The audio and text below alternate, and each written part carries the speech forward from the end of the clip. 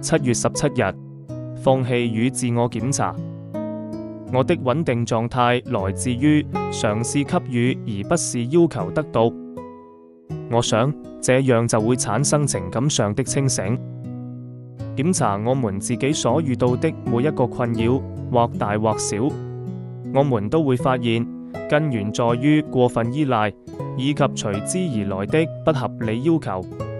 讓我們在上蒼的幫助下，不斷地去放棄這些阻礙我們進步的要求，那樣我們就可以自由地去愛，去生活。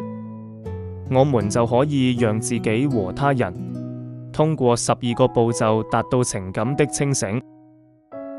心靈之語第238頁英文版。多年以來，我把酒精作為調整自己情緒的化學劑，失去了與朋友們情感交流的能力。我曾認為自己應該依靠自助、自我依賴和自我激勵，因為這世上充滿了不可信之人。但最終我失去了自尊，失去了自信，對自己的能力缺乏信心，不相信一切。與新會員分享放棄和自我檢查，這讓我更能謙卑地請求幫助。